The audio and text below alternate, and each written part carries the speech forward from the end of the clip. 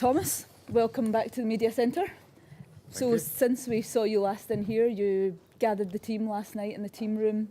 Must have felt, tell us what it felt like to finally have the team all together, all the guys here in France. Yeah, it was nice. It was, you have a lot of thoughts and a lot of time goes into it. So to get them all together and,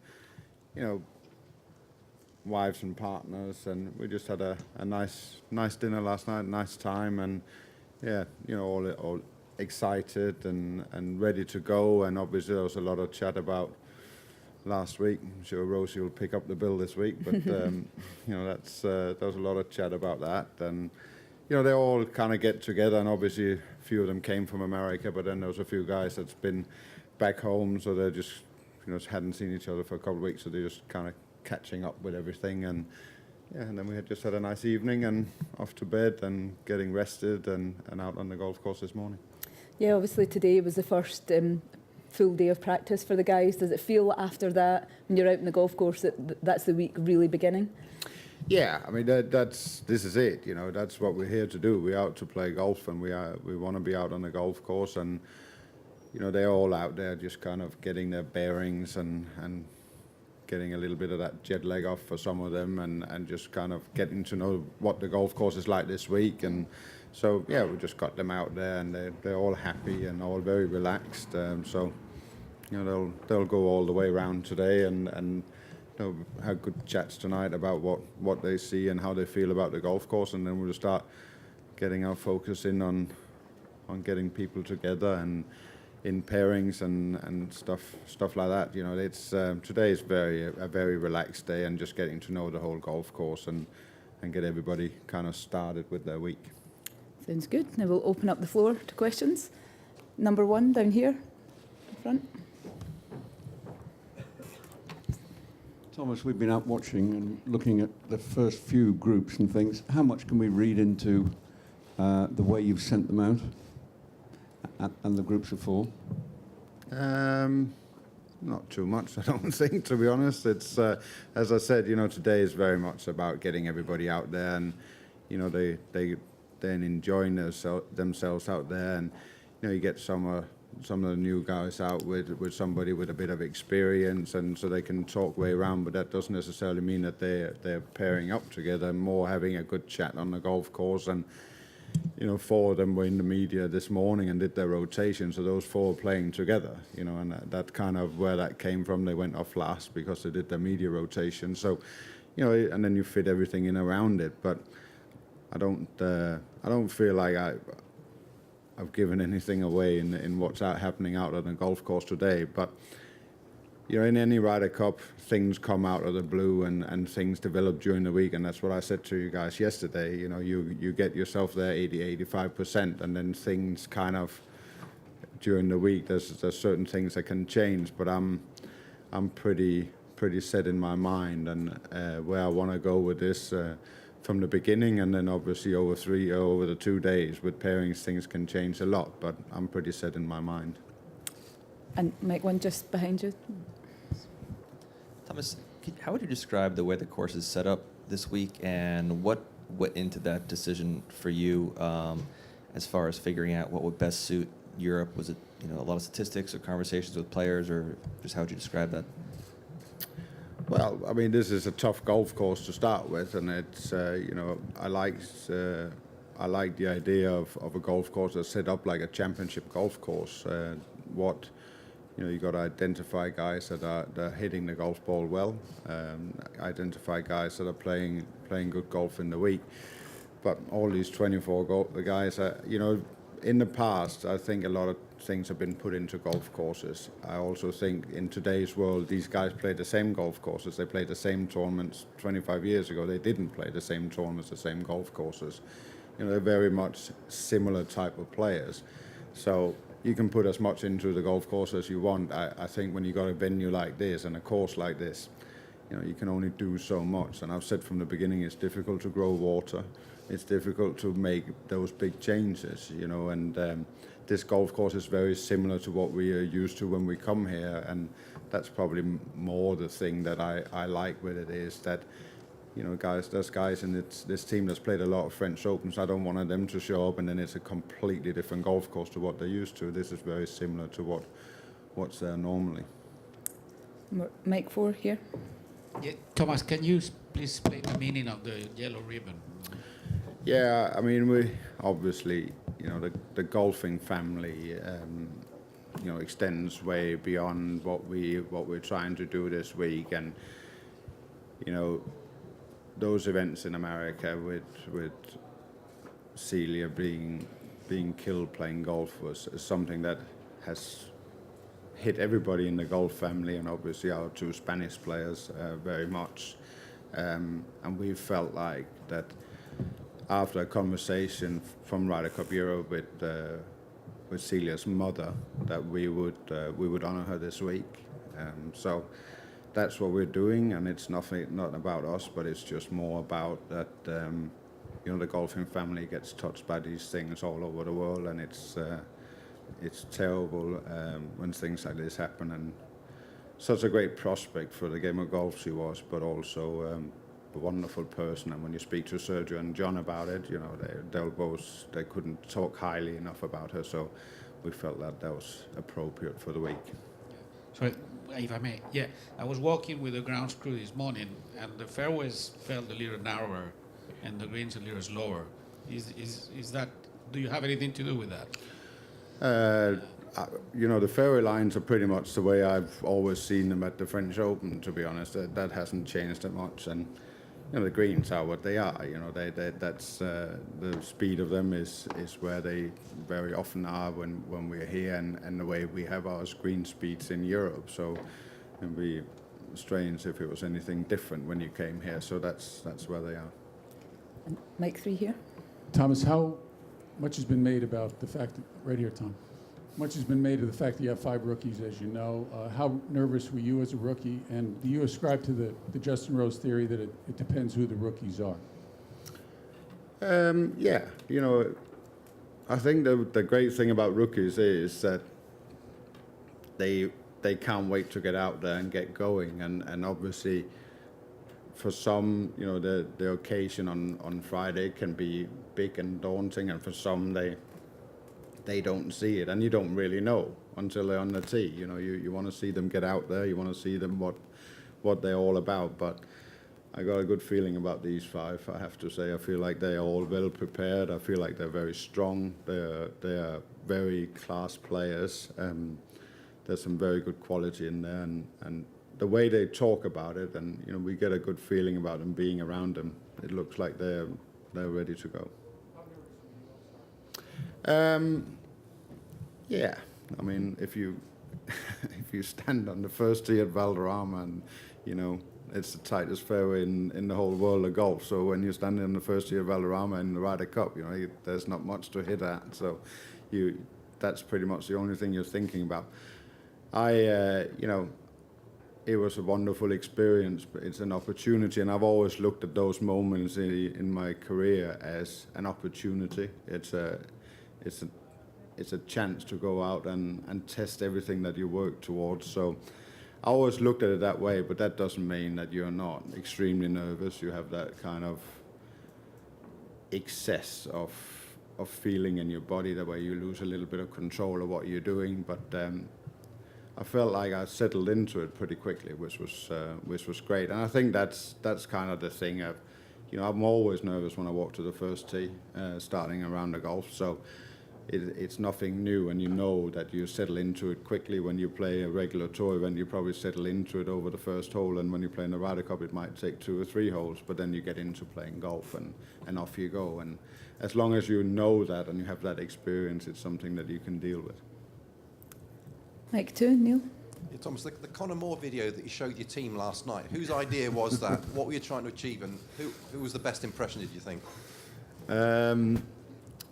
Yeah, that was a team effort. Let's put it that way. But obviously, we have a wonderful social media team on the European tour that comes up with great ideas. And you know, when you get into what's a week of high pressure, you also gotta have a bit of fun. And you know, I very much always start in a place with stuff like that. That I wanna, if you're gonna make fun of people, you're going to start making fun of yourself as well. So that's kind of where we went with it, and that set a nice tone. It was a good it was a good atmosphere in that room yesterday. I think that there might be one or two that found out a few truths about themselves, about how people look at them, but they took that all in great spirits. I'm not sure Justin would be showing his gold medal too much the next few days. Doug, mic 3 there with Doug. Yeah, Thomas, to the left here. When it comes to Poulter, and I suppose Sergio as well, how much does reputation in the Ryder Cup contribute to form?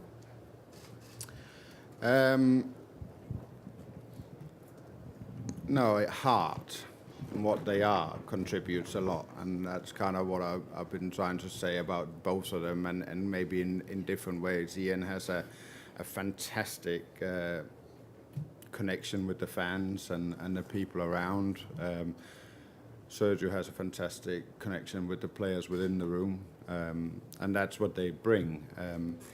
But don't forget that these are, we're talking about a Masters champion from last year, and we're talking about somebody who won on the PGA Tour this year. They're no mugs when they get out on the golf course either. They're very capable of delivering, and that's where they probably get their reputation from, is that they've been very good at winning points on the golf course, and then they bring so much else to it as well. So they are the whole package. They are what you look for as a captain. They're people like that you want to have in your team, because they're the driving force behind where you're trying to go, and that's what both of them are, but in a little bit different ways probably, because I think Poulter is that fan favorite on this side of the Atlantic, and Sergio he's good with the fans, but he's certainly great with the players in the team. Mic 1 down here. You've got obviously this hugely expanded grandstand behind the first tee. I'm just wondering if you have talked amongst yourselves at all about that, and if you had any input, if you're consulted about things like that when you're planning ahead for the event. Yeah, you obviously have conversations with the people that are building the venue, but I think we thought it was big in Glen Eagles. It was certainly big last time in Hazeltine. So, if this is the route we're going to go, we're going to have 60,000 sitting down on the first hole at some stage in the future. But there was an opportunity here as well, because you got the room, and I just think it's going to be one of those amazing experiences in any sport of being on that first tee. And have I had any input? I've had conversations with the staging team and Ryder Cup Europe about how this should be, but I think there's always been a feeling that this Ryder Cup was going to be pretty special. It was going to be pretty unique. It was going to be big. So there was an opportunity here to do what's done on the first. So, yeah, involvement, but it's not me that's been standing there and saying I want it to look exactly like this and this big, because that's not that idea was on the table before I even got there, and then I've impacted it a little bit, but not in any big matter. Mic 3 here. Your team has quite a few guys that are very outwardly fiery and passionate, and then quite a few that are very calm and that sort of demeanour. What, if anything, does that sort of personality come into the two different types of personalities come into your decisions to put people together, or not so? Yeah, but those are the personalities you want. You want to have a bit of everything in your team, and they can fit into every situation that you're going out in. So, but do you put two fiery guys out there together and two very calm ones? Well, it's more about how they get on with each other and how their games match. And as I keep saying, in their pairings, there's a lot of things that plays into it. They all are very different, but some guys that are calm can deal with somebody that's fiery out on the golf course. They have no problem with that. And some guys want to have it a little bit different and more a similar type. And it's about talking to them individually and not say, okay, you two do the same thing and then you play well together. That doesn't always happen. It's a lot about talking to them individually and figuring out what they actually like to play with. Mic 1 with Neil here. Thomas, hi. On the fire front, what's your advice to Tyrrell Hatton this week about either keeping a lid on it or letting it all blow? You know, I spent a lot of time with him over the last year or so, and that personality that he is, and the way he comes across when you have him off the golf course is very different than the one you see on it. And he's very warm. He's a really, really lovely guy to be around, and funny. And once you see that side of him, you probably see the things on the golf course a little bit differently. You know, I see the same things as everybody else. But, you know, I want him to be Tyrrell Hatton in everything that he does. And, you know, so you got to find somebody that deals with those things very well. But I want him to be him. I'm not here to try and change any of those 12. They're here because of who they are. And that's what they got to go with. It's not my job to change Tyrrell. He will go out and play with the passion and heart he has, but he's a very, very warm member of our team, and everybody takes to him in that team room, and that makes it a lot easier to deal with you know, those little ups and downs. But you know, I see a lot of myself in him. Mic 4 over here, Thomas. Hi, Thomas. We saw you having a chat with Jon Rahm today. What can you say to a rookie, but not a normal rookie as Jon Rahm, that has so much passion with when he plays? And you know, we have a great Spanish couple, Sevi and Olazabal. Maybe another new great couple in this Ryder Cup? Yeah, John comes in, you know, of a long list of great Spanish players, and Spanish players come into any Ryder Cup team knowing of the history and the torch they carry for Spain in that way, and he will do that. You know, he has that passion and he has a desire. He wants to be on the golf course. Phenomenal player, probably the most exciting player to come in the game since Rory. I think, you know, he's phenomenal. I think he's very powerful, strong. He's got a great attitude towards where he wants to go in his game. Any player that age has things to learn, and this is a part of his whole learning curve as a player, getting into Ryder Cup, experiencing something new. But you only have to talk to him for about 10 seconds and realizing, you know, he's going to take to this very well. He wants to be on that golf course. He wants to win points. He's here for all the right reasons. He's just, you know, when those guys come around, you just so desperately want them to be there and be out on the golf course. I'm delighted. You know, I have short conversations with him. And the great thing about John is that he just wants to learn. You know, he takes everything in, and he listens and he talks to people, and then he will take, okay, I can use this, I can't use that, and then he will go with it. He's a strong professional, and you know, whatever the future will bring his way, I'm sure within the game of golf it will be great things. Number 3 down in the front row here. Thomas, a huge deal is made of your role now, the captaincy in Ryder Cup golf, and some people say that while a good captain can't necessarily win you a Ryder Cup, a bad captain can cost you a Ryder Cup. Is that correct? Well, you can be a really bad one, and then there might be a chance, but you've got to remember that those 12 wants to go out there, and they're not doing it for me. I hope they're not doing it for me. I hope they're doing it for other reasons than that. I hope they're doing it for themselves. I hope they're doing it for their countries. I hope they're doing it for their continent, and they're doing it for each other. If they're only playing for me, then we've got problems, you know, because that's not what we're there to do. We're there for so many. It's so much bigger and stronger than that, and those bonds that they get with each other, that's what it's all about. So you'd like to think, even if I was a bad captain, they will still get together and want to give it a shot and not give up because the captain is poor. So can you lose it as a captain? Well, I mean, you've got the final decisions on certain things, and obviously you can mess that up. But I don't think that's captain is the one thing that makes a big difference. I think it's the players that makes a difference, and it's for them to go out and show they want this, and that goes for both teams. Did you get your jacket back in Liverpool, by the way? I didn't know. You didn't get it back? No. Shame. And microphone one here. Thomas, how different is this course down over here? Oh, on the side. Sorry. No worries. Those numbers, I don't see them. How different is this course from Hazeltine in terms of the types of shots that it awards and the style of golf it demands? It's a completely different golf course. To be honest, it's tight. It's not very long. Hazeltine was wide. It was a long golf course. There's a lot of rough. There's no rough in Hazeltine. So yeah, all the differences that you can come up with, they're here.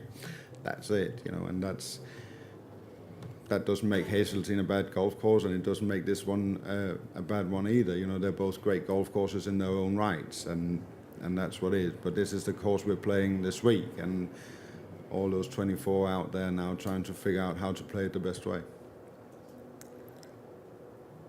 Just one more here. If you take microphone 3 in the centre.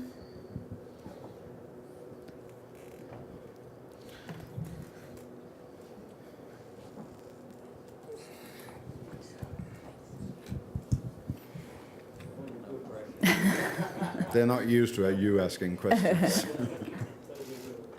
Thomas, I think you said perhaps it was the PGA that Rory McIlroy was a player that was about to go boom or could go boom at any time.